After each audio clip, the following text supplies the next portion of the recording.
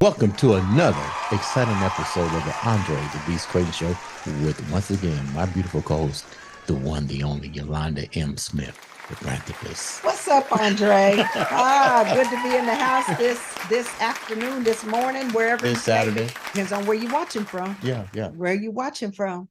Definitely. You know, today is a very special show. I've been really doing a lot of this energy, inner body transformation. Okay. And today, you're working on yourself. Is that what you're saying? I'm working on myself, but let me break it down a different way. I'm working on myself, but because I'm working on myself, I'm able to bring, hopefully, transferable positive energy to someone that may have either positive energy and make them more elevating to the next level, or I can hopefully deprogram the negative energy in that person as well. Okay.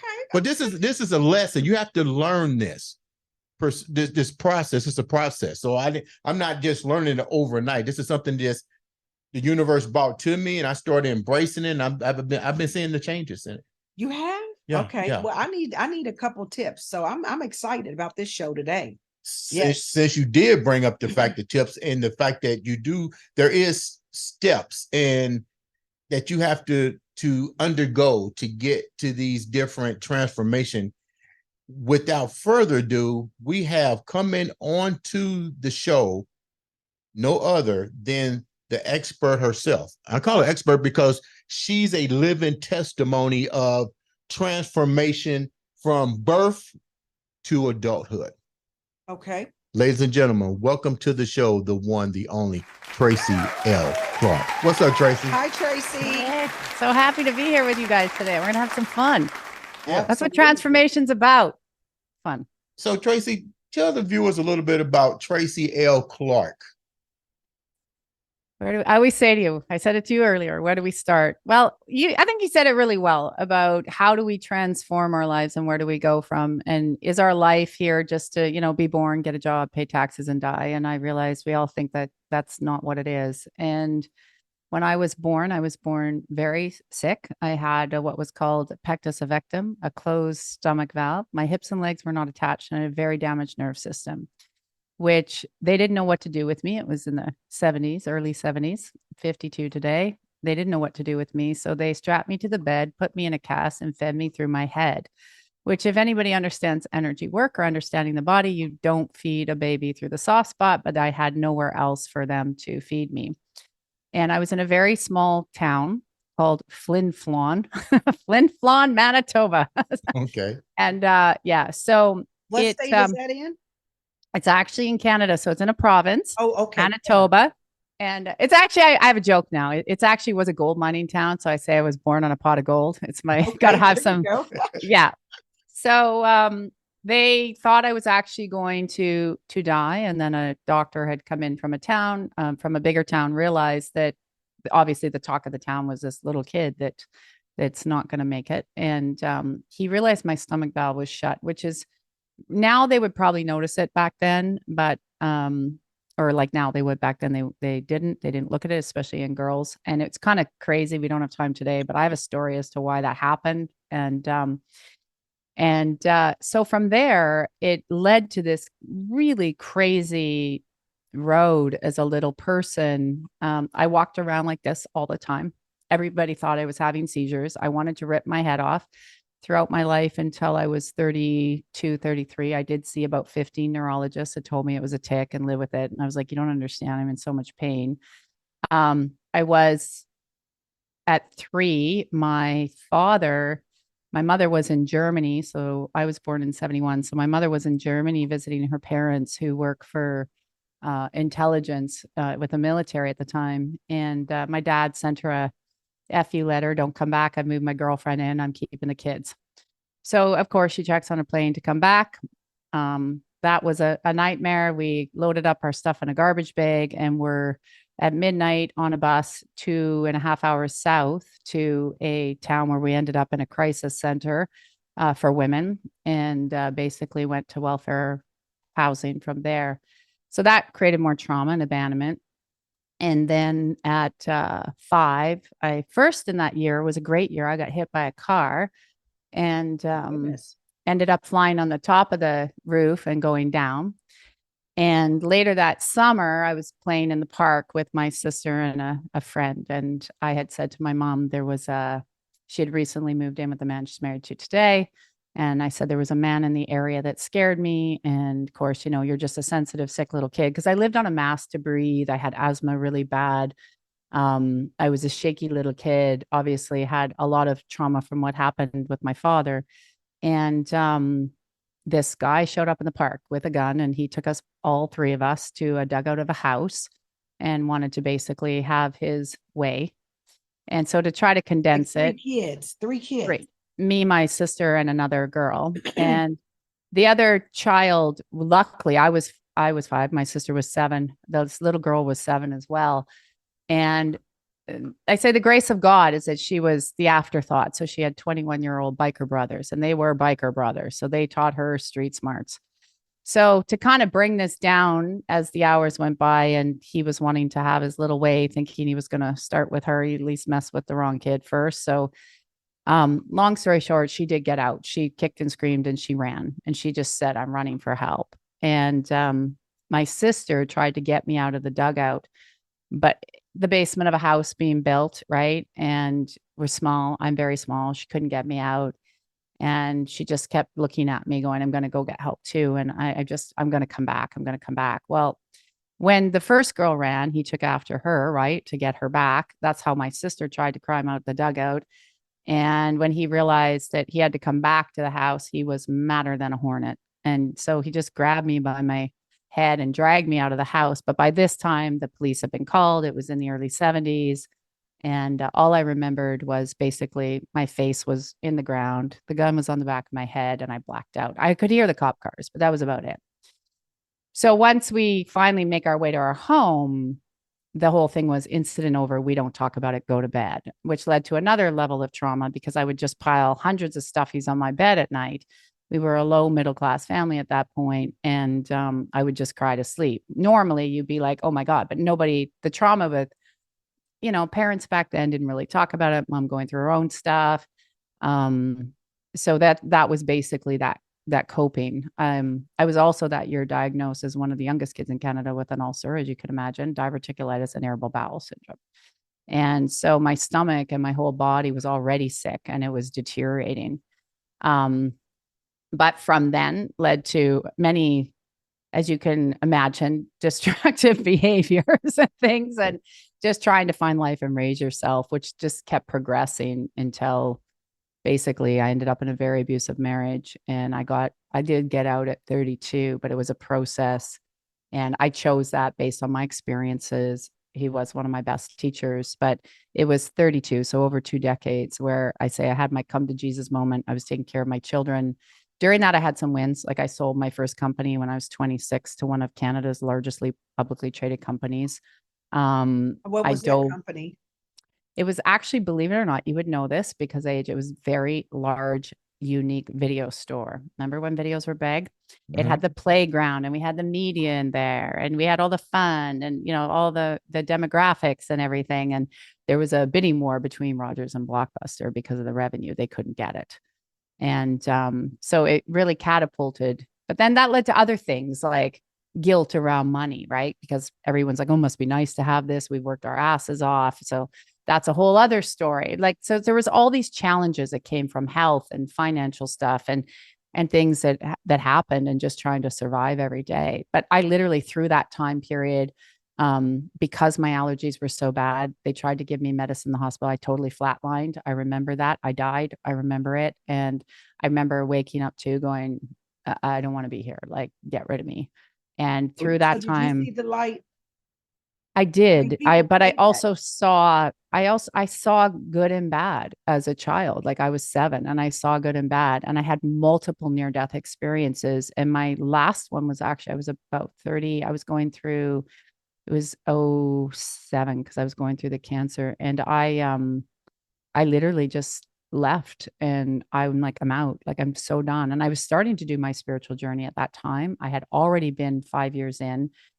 And it was kind of like my last kick. And I saw, as I moved, I say to people as I went, not only saw the light, I heard music I can't replicate here. And I saw colors I can never see to this day. And all I heard is, you have to go back for your children. You have things to do. A chill's talking about, you have to go back. And I said, no, I'm done. And they're like, you have to go back. And I literally went back up into my system, because my system was still quite weak because I had so much trauma that I was uncovering at this time. I started to understand energy medicine. I was researching, because the doctors had said, there's nothing else. Your body's just failing. I'm 5'10". My body, by the time I got divorced, was like 120 pounds. There was nothing left of me. You could just see my ribs and my butt bone, and it was really gross. Let's go back for a little bit real quick. Yeah. Let's go back to what you talked about growing up, and what was the relationship that you had with your parents? I mean, this is a lot of stuff to be going through, from the medical side, as being born to being kidnapped. Where was the support cast? There wasn't. I pretty much raised myself, and that was a trauma. My mom didn't have coping skills. She was it was funny. My mom and my dad were both masters in social work, but they couldn't help their kids. Isn't that amazing how you can help other people, but sometimes you don't even know how? I mean, that's not uncommon. I mean, when I kind of, yes, it was because you see that often. I mean, you have psychologists that need help. You know what I mean? You have people that work in a field and they can help other people, but often you got that right. Can't help yourself. Right. That's amazing, though. That's amazing. And it sounds like to me, given even the trauma that she was experiencing, she was probably just in survival mode. I mean, sometimes our parents just do the best they can given what they know at any given time, right? Yeah. Well, when I realized that on my journey, she was in survival mode. My dad they were young. They didn't know what to do. They didn't have coping skills. And, and this is part of the journey, right? You don't have that. And literally there is a joke that, look at what I've done. They said, you should have been a drug addict or sex addict or, on the street, or an alcoholic. And there was always I have to say, there was always, I realized this later, the divine protection that I had around me, because there was always something where you get close and it would pull you out. And with everything that happened to me, something always came in at the last minute, like the doctor with the stomach, or the kidnapping, like the way that went, like that could have gone even further to a whole other factor. But the fact that one little girl, raised by the biker boys, wasn't there, it would not have ended the way it did. Yeah. Like, there was always a divine intervention when I look back. Tracy, how did you're talking kidnap, you're talking 3 individuals that was kidnapped. Was it, did an alert go out? It was like early 70s. No cell phones, no alerts. It was in the early 70s. This is crazy. Like, what is the time period? You got nothing. No, she had to run to a house to call the police. When you was able to escape, I mean, this is serious. When you think you got 3 kids being abducted in broad daylight, and by the grace of that one little girl's assistance got you out. What happened after that? Did you go to the police? You went home? I mean, no. This is what was crazy back then. So I heard the sirens come. My mom doesn't want to talk about this day, but she did tell me the police, they came. They took him away to an institution. We went home. And the only thing my mom will say to you today about it, she still doesn't want to talk about it. She still can't. She still holds this guilt that, I let my kids go to the park. But went to the park. We rode our bikes all the time, right? She said the cop looked at her and said, if those were my kids, I wouldn't have called the cops, and he wouldn't be alive today. That's all she'll say. She said what? The cop, all she'll say is that the cop looked at her when they got there, right? When the cops had us, and then they had to obviously find our parents. And I blacked out during that period. Like that part is what she told me, because I can't even remember that after part, because I'll tell you, it actually opened up more gifts in me where I was seeing dark and good things and bad things. Right. But she said the cop looked at her when she got there and said, if these are my children, this guy basically said I would have offed him. And he basically said if these were my kids, he wouldn't be going to He the wouldn't site. be here to get to, yeah, I got you. Yeah. So I take it that that guy, after He was evaluation, institutionalized. was already crazy to begin with. Very. And I could see it in his eyes. I remember he'd be around. I'd say, Mom, there's like, I know you're just being sensitive. You're just a little kid, you know. Yeah. And so then let's talk about, because I look at you today, you Mhm. are a best-selling author, and you're doing remarkable things in the space of healing, you know, as well as your spiritual journey. So let's kind of talk about what was it that really kind of got you to the other side? Because I told you before the show started, for the illnesses that you have said that were there, looking at you today, no one would ever know. You look fantastic. You can tell you're healthy. You can, speaking to you, you can tell, you know, you're healed. I mean, let's talk about that a little bit, so that people can understand the power of energy and emotion. Yeah. And I get chills when you say that. You know, so when I left my marriage, I was 32 and obviously very sick and it was also at that point where the experts had said, there is nothing else we can do. We don't even know what to do. Like they didn't even talk about diet or exercise, nothing at that point either. Right. And so they said nothing else. And I remember I was in my room and I have these two little kids and I'm financially responsible for them. And I literally was on the floor, like just crying. Like, I'm like, at this point, I don't even know if there's a God out there or if there's anything. I'm like, if there's anything, I always say it's my come to Jesus moment, because I was like, I don't know. There can't be anything. And you titled your book what? Show them. Yeah, God, where are you? It's me. And that's why, because I was like, there can't be. And I wasn't able to see at that point the things that were pulled out. And funny enough, it was my sister one day, and I kind of was looking at, reading things like Wayne Dyer, meditating. I'm like, I can't meditate. My head's going like this all the time. And she said to me, wasn't into spiritual, so she could care less. She says, oh, I went to this group last night. There was this woman there. She was really kind of funky. Maybe you'd like to see her. And something in me said, go see her.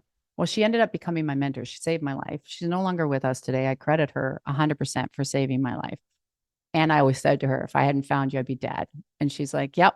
And she taught me a lot of the things about the body and energy work. But then I started to get fascinated about it and understanding. And I ended up co-producing a show with Dr. Bruce Lipton and Dr. Joe Dispenza and Dr. Greg Braden and Dr. Emoto. And then I started to get fascinated on the cellular, what is really going on here way back then, right? And explain to the people who these doctors are, for the audience that may not know. Who doesn't know? Yeah. So these are people that actually look at the body on a very holistic approach.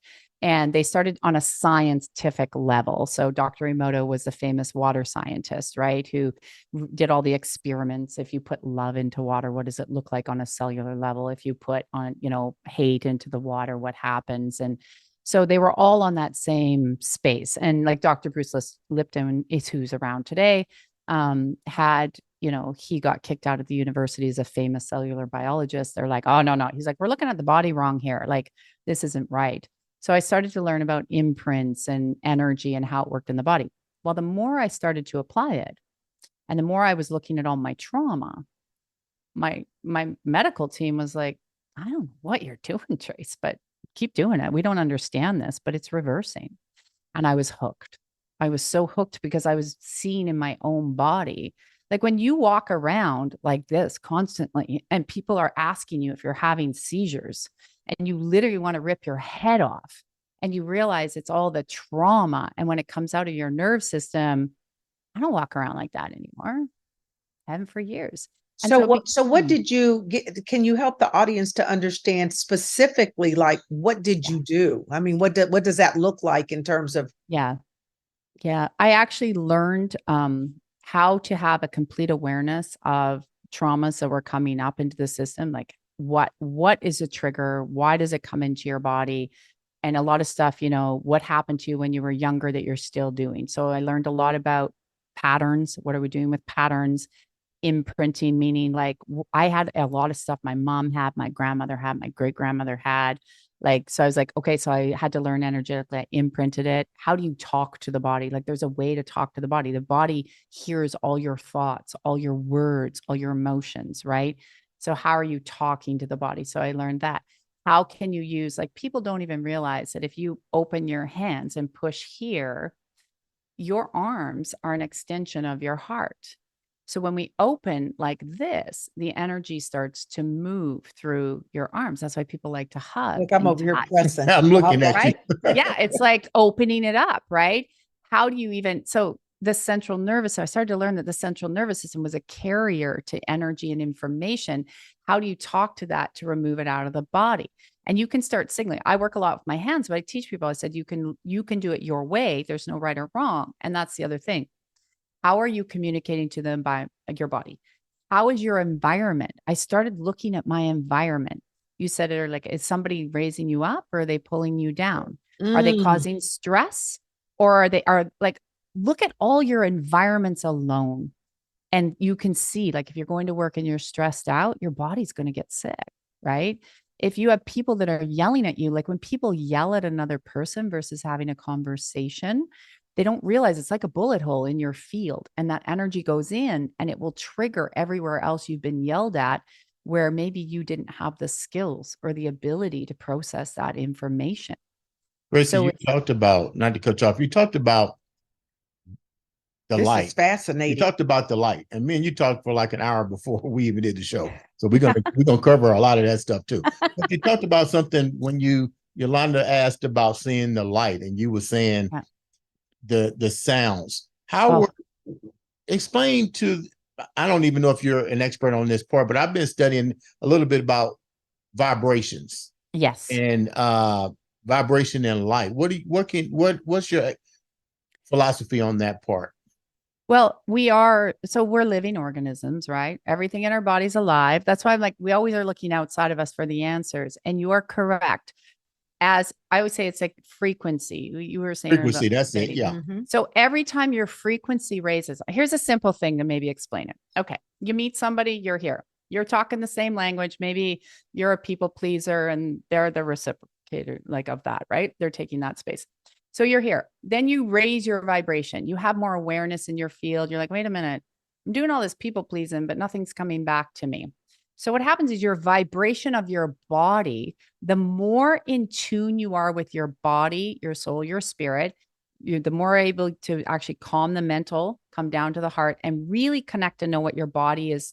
Most people don't know what's going on in their body. They're so disconnected. Right. The more that awareness comes in, your frequency will raise. So no different than when you hear sounds, right? They can be at a 300 frequency or they're like a 987. It'll hit the body differently. So as the frequency raises, eventually you're here. Well, now you're fighting with that person. Now you're yelling at that person because you're no longer on the same frequency. So now they're on station 20 and you're on station 40. Like if you look at a radio station, you're not even dialed into the same frequency. When your frequency continues to change through awareness, then your body actually can start to heal and transform itself. So there's a reason in society they keep frequencies low, because when you're low, you're in fear. And when you're in fear, you're in stress. And when you're in stress, the frequency stays lower. So when you start to go into love and acceptance and inclusiveness and kindness, the frequency raises, then the body can transform. You see why the world's set up the way it is. This way it's more control down here. Yes. Because you need a lot of us for the things to be able to manage yourself. Where up here, you can almost be self-sustaining to some degree in a wonderful state. We don't want you in a wonderful state. Yes. That's yeah. And if you're in a amazing. wonderful state in the love, then what happens? People are smiling. Like I say to people, if you can just smile at people in a day, you will change their atmosphere. You will change their space just by you smiling. And then you raise their frequency. Right. Because I heard something that it's something in the amygdala or somewhere in your brain. I'm not saying it right, probably, but it's almost like that mirroring technique, right? So if I smile at you, you naturally smile back, or you know, look at you so sassy. But I mean, there's something to that. And so I followed a guy, Chris Boss. He does the Never Split the Difference is his book, Yeah. but he's a hostage negotiator. And so I was learning some of his tips because I teach some of that stuff, but it was amazing how one of the techniques is that sort of mirroring technique where the energy I give you, you tend to give it back, right? So if I'm coming at you hostile, your natural tendency is to be on defense. But if I come to you in a more loving, accepting way, then you're not as tense and afraid to engage and interact. And a lot of times when you break down those defenses, then you get the answers that you're actually seeking. It's amazing. So I imagine a lot of that plays into the psychology around this as well. It does. And getting into that heart space, because like exactly like what you just said, depending, like I always say to people, change a perception on something. Like you have one perception, but what could be a different perception? Because if you can come from it from a different angle, because most people, when they're angry, they're afraid. They're afraid of something, right? It's a trigger, it's a fear. And so that again lowers your vibration. War lowers the vibration. You know, if you're having fears around, you know, maybe poverty or illness or something like relationships, the vibration's lower. But when you start to learn to shift it, to raise it, then people go, whoa, things are coming into my life effortlessly. Things are moving differently. And it's a practice. And you know this very well. It's like bodybuilding. It's like muscles. If you don't lift them every day, what happens? You have to train the muscle. Yeah. Now, Tracy, we was talking about a part of your life with your dad and the Yoda thing. Tell the viewers about that. I thought that was like really unique because we shared this. I'll let you tell, then I give my spin on it. Yeah. For people who have read the book, they always laugh. Yoda's my hero in the book. My God, is my hero. And they said, why? And it's when I was a little kid, my dad took me to see Star Wars. And I was sitting there. I remember the scene where Yoda's lifting up Luke's plane out of the swamp. For anybody who knows Star Wars, he lifts a plane and he's telling him, you know, you just do, there's no try. And I remember watching this little character who's based on a real life character, right? But as a child, I walked out and I said, we all have those magic powers in us. Like we are all like little Jedis, right? I know how you're just a kid. But that moment, and I always say this to everyone, even when I'm out there speaking or when I used to be able to travel more, I'm getting back now because of where we were locked down. But I'm telling you, I would say you're all Jedis. We all have these superpowers that there's a group of people who didn't want you to know you had them. And so I always held on to Yoda. And when I look back in my life, I'm like, that little character gave me hope to keep going, that we are all Jedis and we all have a light in us that we have not even begun to tap. It was so funny because remember, Trace, I was telling you, I was like, the universe, which I'm noticing, I kind of been noticing, it's always been here. And you do have the people that suppress that knowledge from you, but they do give it to you. And they gave it to you through the way that they give it to you really is through movies. And people don't realize it. They're telling you, okay, this is here, but you got to learn how to unlock it. You know, it's here, but you got to kind of figure out how to unlock it. I see that you did that. Tell me, since you started doing the energy, let's go back for a minute because there was something else that me and you talked about. Yeah. What's the difference between what you do and is it Reiki healing? Yeah, there's a lot of different, I call them like there's different modalities and different ways. I spend most of my time teaching people tools. I call them tools. So I'm known as a tool lady that you can use to learn how to navigate your energy your way. So I'm like, here's a tool that you can take. Like when I'm like, like the energy, not taking that in. Like I'm just not taking that in. Walking down the street, you see, I'm not taking that in, like that's a good one, right? You're signaling to the body. So the difference is I teach people to be empowered. I do not believe in masters or gurus. I think you're the master and guru of your own space, your own domain, and that your connection to the God of your understanding is sacred to you. So what's different is to say that's your journey, your connection. And so I teach the tools to say, look, these are things that I've learned that I use every day, whether it's a clearing or an activation through their words and through how to move energy. It's similar to, in the Marvel movies and stuff where they have the They have the computer screen up there and they're moving it like this. Yeah, Tony. That's how you move energy. People don't realize this. And that's why they do that in those movies, right? They're showing you how they're sliding things on a computer. Well, our heart drive is our hard drive on our computer. It's our heart drive. And we can move everything in our body the same way. So when you say movies are teaching, they are. And I say it's the exact same way. When you look at a lot of the other modalities tend to kind of go, okay, you got to do it this way. And then a lot of them get very twisted. How they get twisted. And it's sort of like you have to do it this way. So you start giving your power outside. And if you don't do it the right way, then it's not going to work. There's no right or wrong way. It's your way. Your way is the right way. And you just use a combination of information and start applying it. And people always say, oh my God, that worked. Wow, that worked. Like I didn't sit in traffic. I wasn't mad, or my body's healing. Like I've seen so many miracles. And that's the big difference, is that it's about you learning how to connect with your body and move the tools the way that work for you. And isn't it possible? There's different types of energy too that people need to realize, but you can also bring that negative energy in, and it can stay in you as well. 100%. And we all have, like, you don't think I had to get rid of all that negative energy? Like I would kind of go out and still be, oh, hello. But we all have that within us because we have different things that have happened in trauma, and we're not to beat ourselves up. We're to look at it and realize that we are beautiful, whole people, that as we move these pieces out, we become a stronger unit within.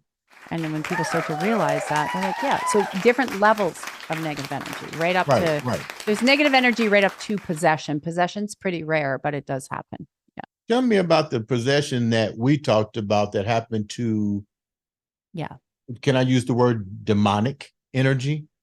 Yeah, that one was. Yeah. Explain to viewers about that particular incident, because once again, television and movies tell you what's really going on in the universe. But then they tell you it's fiction though. And it's not. Wow.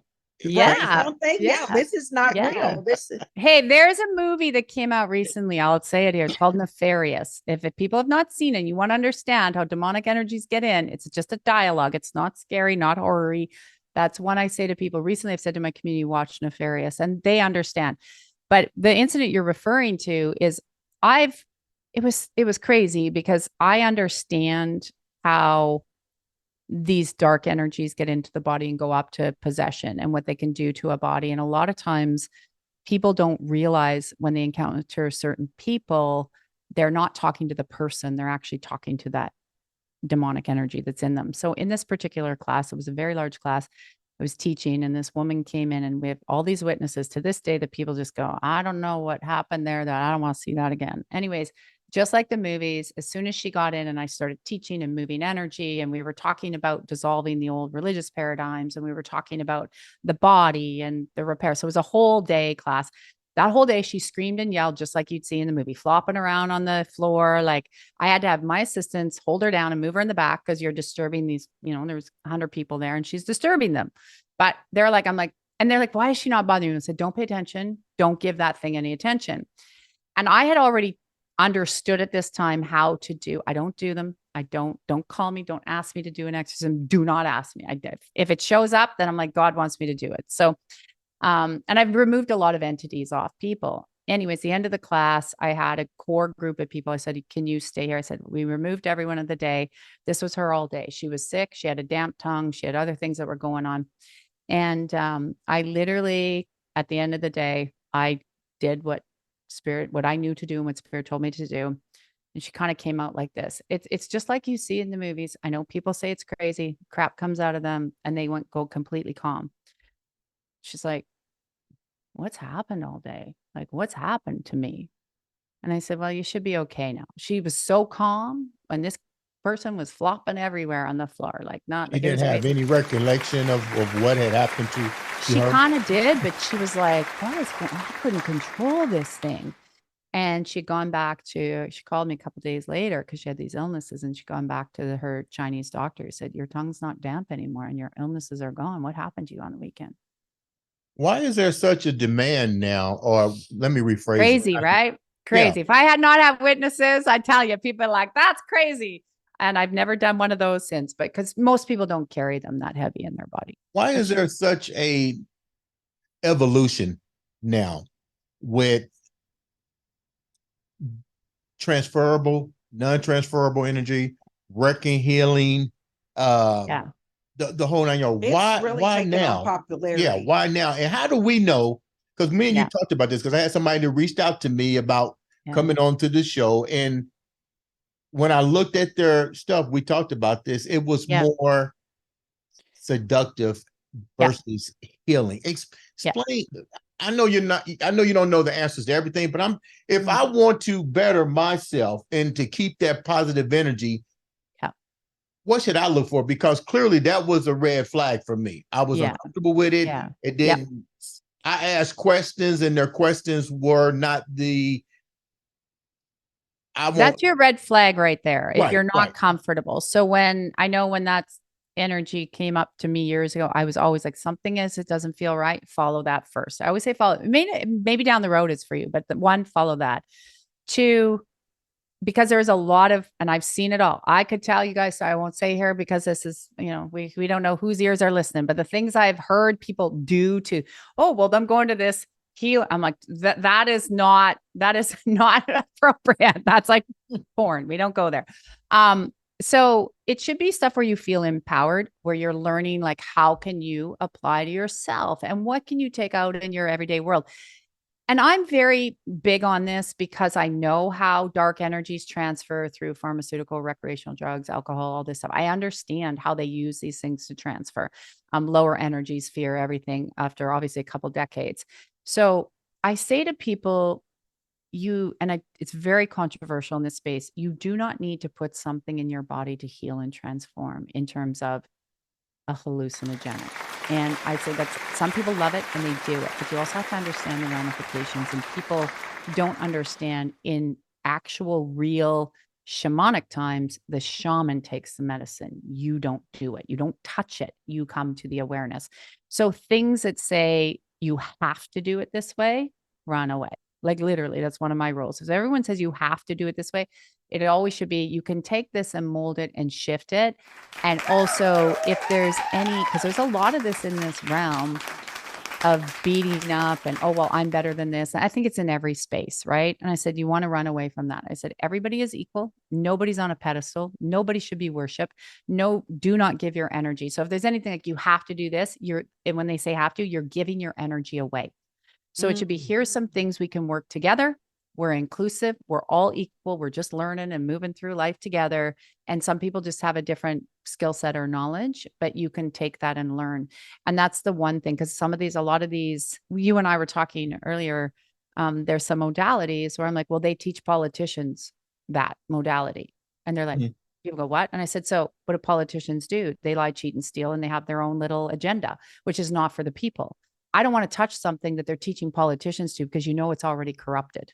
And people will argue of how to get you to do what they want you to do. I mean, I've been in some spaces where I'm seeing that at play, and there's a lot of that going on where they're using techniques, and these techniques actually kind of pull you in to what they want you to believe in. And then all of a sudden they get you to thinking you belong and you're stuck and you need to stay here. And for whatever reason that may be, whether it's financial or control, mind control or whatever. So that's kind of interesting.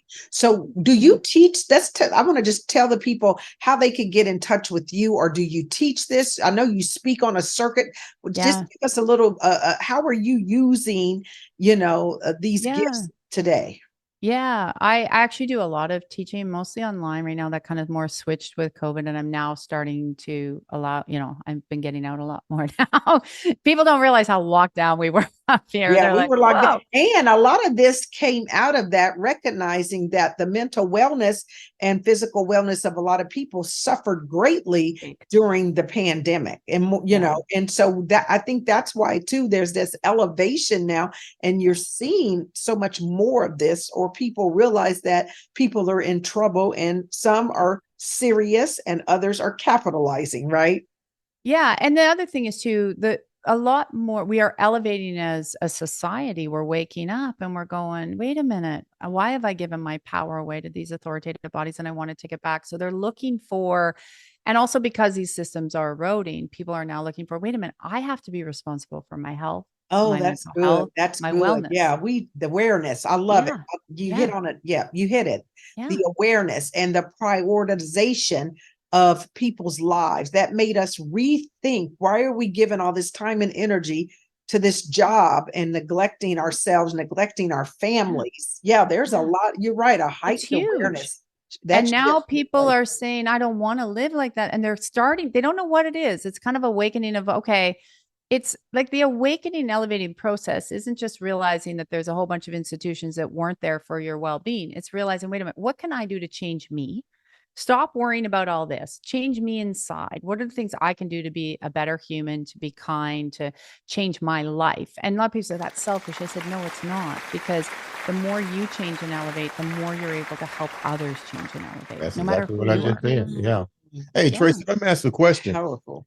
Watch it. What is one of the biggest change that you see happening? Let me rephrase it. What's one of the biggest challenges that individuals that come to you want to work on when it comes to transformation? Then the second part of that question is, what is the number one thing that you would recommend people first to do without giving out the whole secret, as far as really recognizing how to transform and when they should start going into some type of transformation about themselves? Yeah. Well, I'd say I see people of all walks of life. Usually most people, they'll show up, they have a physical issue that has hit them. So they're really reevaluating. That's kind of where they are. Or it can be, basically, there's nothing I haven't heard or seen, but a lot of times it's physical. They're like, oh my gosh. And unfortunately, I think the sad part about that is we need to start as a collective being proactive. So we're not, like, I was born sick, but so that's a different situation. But most people wait till they get sick before they take their life and transformation serious. And that's a harder road to come back from. It really is. And it's a longer process. And this is what I say to people is baby steps go into big steps. You didn't get this today. It's not good. Some will go away tomorrow, depending on where your energy and your cycle is. Some, it's a little bit of a transformation, because I'll give you an example. I had a woman that came to an event and she was a heavy smoker. At the end of the weekend, she hadn't smoked all weekend, not one bit. She goes, oh my God, this is a miracle. I have no cravings. It's gone. And I said, yeah, but here's your next step. You're going to go back home into that environment with the people in that house that are creating you to want to smoke.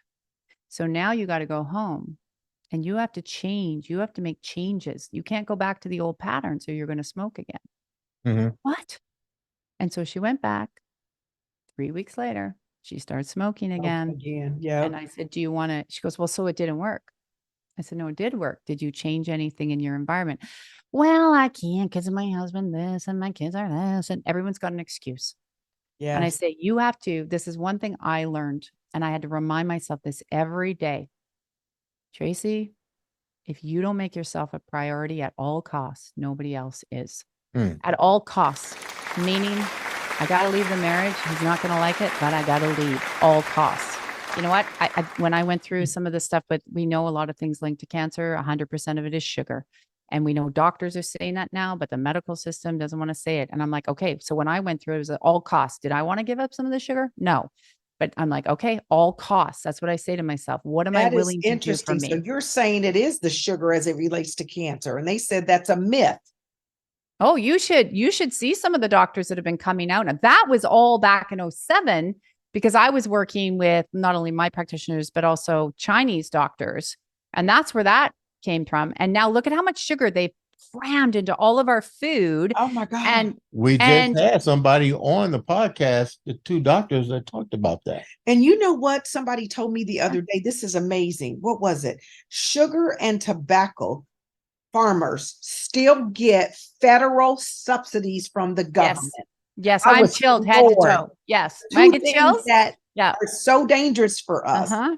But you I go would to say- other countries and you Yes. and you can't put genetically modified anything into the food, no antibiotics, no pesticides.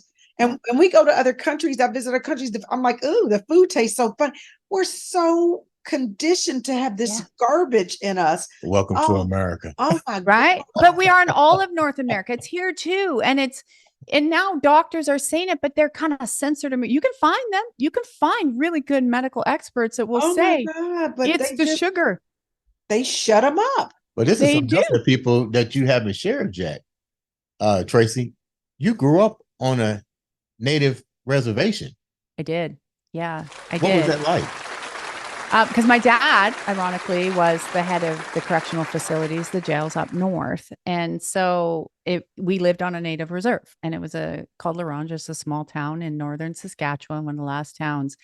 I learned a lot. There's a beauty of the culture. I also learned how the institutions lie about what's really going on in the reserves and how they help them, don't help them. They spin this narrative because they lived on it, right? Beautiful culture in so many ways. I also learned why they up here, we know the whole thing around the alcohol. They have an addiction to alcohol. Why? Because they have great healing powers and abilities. It was very eye-opening and very beautiful and very sad at the same time because there was a lot of destruction of different tribes up here. And then there was a lot that actually flourished. So, and I think that's throughout North America, but beautiful culture. It was interesting. You know, I love the drums to this day. They're just so moving. And, but it's sad to see how a political institution speaks one space, but destroys their culture. So it was really, as in the 70s and 80s growing up there. Yeah. So after we got kicked out of our house, though, we only went back for different periods, right? Because he lived up there for some time. So there was a kind of a pull. But yeah, and it was also very interesting because we had obviously, you know, our little friends up there were native, and we would go through, well, we're not allowed now. Our native friends got ostracized for talking to the white kids. Like, it was a very interesting dynamic.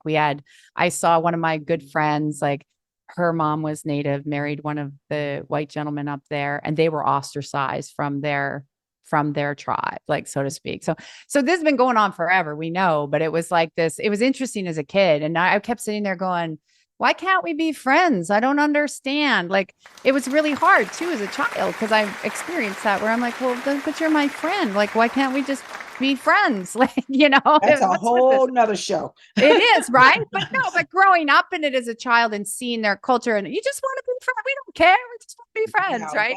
Because it's a learned behavior. It's totally a learned behavior from that standpoint. 100%. Share your book with the audience so that how they can get a copy of your book. Yeah, it's God, Where Are You? It's Me, and it's on Amazon. So that's where we find it, on Amazon. God, Where Are You? It's Me. And how God, Where Are You? the audience get in touch with you? TracyLClark.com is my website, and it's getting a revamp right now, and everything's usually there, my link tree, and like I said, the website's getting revamped, but we all have social media, so the link tree is there. And I do say, although I talk a lot about energy, but I also talk about world events going on, and people sometimes get confused because they say you have to understand what's going on a world level to understand how you need to shift your energy as well to stay in peace and harmony and kindness. Before we wrap up, I'm going to bring one more thing to the table that we talked about. I thought was very interesting. We talked about the energy. We've been talking about positive energy. But one thing that I told you that I learned after researching this, the one energy that keeps coming back on the negative part is the word karma. Yeah. Give me your spin on that, because my spin, then I'll tell you what my spin was.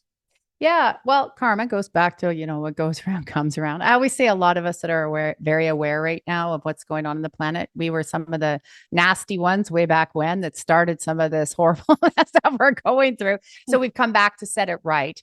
But yeah, we meet people and we do have karma with them. And we have to understand that our goal isn't to really beat them up and be mean. Our goal should be to, what did I learn about this? What did I learn about myself? Am I growing? And can I love them enough now to let them go? If they choose to stay there, like my ex-husband is in a worse position 20 some years later than when I left. I don't sit there and judge him. He chose to stay there and I chose to elevate. So what will happen in this Earth school, what I have seen and experienced, not like school now where you get everybody passes. Earth school doesn't work that way.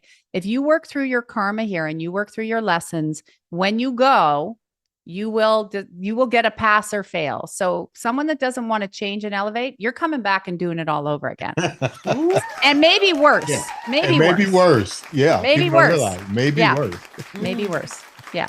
But if you pass and you've been worked through, all of us have been working through stuff, we will pass, but we might come back at a different timeline where things are in a better space or whatever, but we won't meet these people. We will meet a different soul group because these people have come back to have to learn what they didn't learn when we were with them. And we'll come back with the people that elevated. That's powerful. That's like so deep. So you're going to learn today. If not, guess what? That's why we're going to end it with that, because people didn't understand. Hey, karma is a BITCH, depending on how you use it. Ladies and gentlemen, this has been no other than Tracy L. Clark on the Andre The Beast Crayton Show. Subscribe, like, share, comment, reach out to her. Let's try to change the universe one day at a time. And make sure you reach out to Tracy L. Clark. TracyLClark.com. This has been Get her book. Another exciting episode of the Andre The Beast Crayton Show.